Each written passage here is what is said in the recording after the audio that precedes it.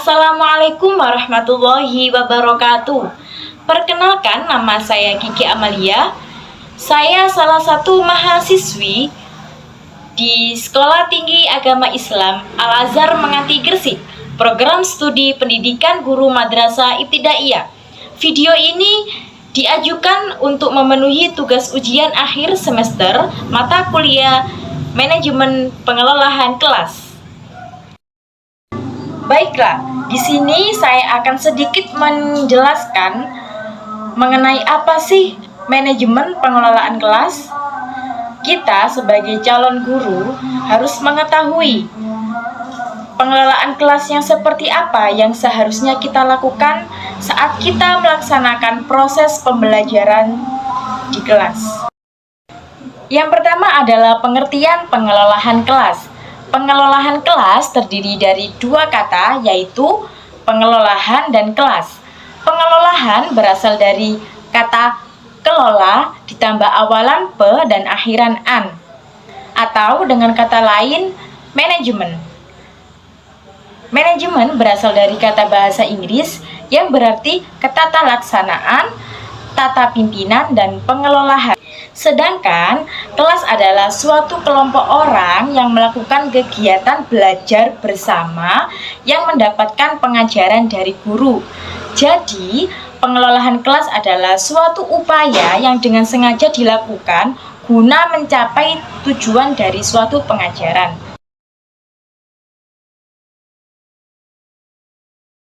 Nah, adapun tujuan dari pengelolaan kelas adalah agar setiap anak di kelas dapat bekerja dengan tertib sehingga tercapainya tujuan pembelajaran yang efektif dan efisien.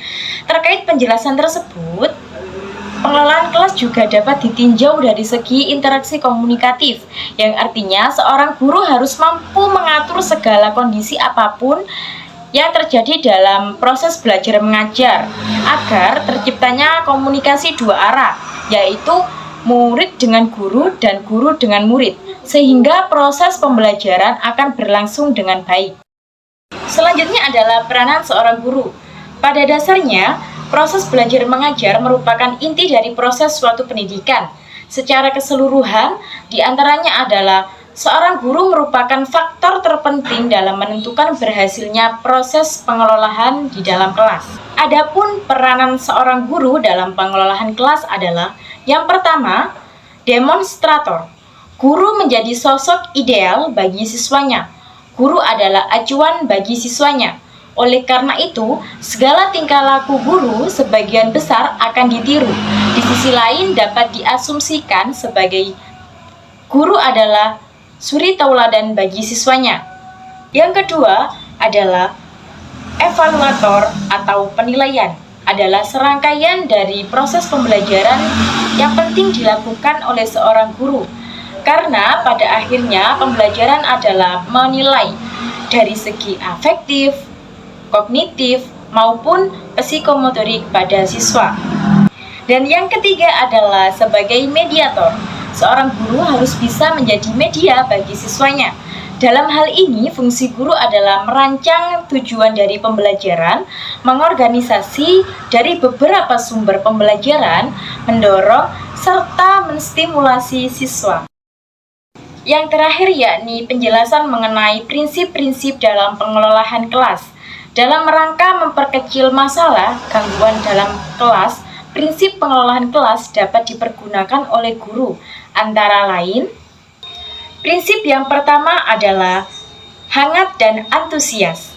Guru yang hangat dan akrab dengan murid selalu menunjukkan antusias pada tugasnya atau aktivitas akan berhasil dalam mengimplementasikan pengelolaan kelas saat proses pembelajaran. Yang kedua adalah tantangan. Penggunaan kata tindakan, cara kerja, serta bahan-bahan yang menantang akan meningkatkan gairah murid untuk belajar, sehingga mengurangi kemungkinan munculnya perilaku yang menyimpang saat proses pembelajaran. Yang ketiga adalah bervariasi. Penggunaan alat atau media, gaya mengajar, serta pola interaksi guru dengan murid dapat mengurangi munculnya gangguan pada murid. Hal ini merupakan kunci untuk terjadinya proses pengelolaan kelas yang efektif. Yang keempat adalah keluasan. Tingkah laku guru untuk mengubah strategi mengajarnya dapat mencegah gangguan pada murid serta menciptakan iklim belajar mengajar yang efektif. Yang kelima, penekanan hal-hal positif. Dalam proses mengajar, seorang guru harus menekankan pada hal-hal positif. Penekanan tersebut dapat dilakukan dengan pemberian penguatan yang positif dan kesadaran guru untuk menghindari kesalahan yang dapat mengganggu jalannya proses belajar mengajar. Yang kelima, penekanan hal-hal positif. Dalam proses mengajar, seorang guru harus menekankan pada hal-hal positif. Penekanan tersebut dapat dilakukan dengan pemberian penguatan yang positif dan kesadaran guru untuk menghindari kesalahan yang dapat mengganggu jalannya proses belajar mengajar. Yang keenam yakni penanaman disiplin diri. Hal ini menjadi tujuan akhir dalam pengelolaan kelas. Murid akan dapat mengembangkan disiplin diri sendiri. Guru harus disiplin dalam segala hal jika ingin muridnya juga disiplin dalam segala hal. Baik, mungkin itu yang dapat saya sampaikan sedikit tentang manajemen pengelolaan kelas. Kurang lebihnya saya mohon maaf. Assalamualaikum warahmatullahi wabarakatuh.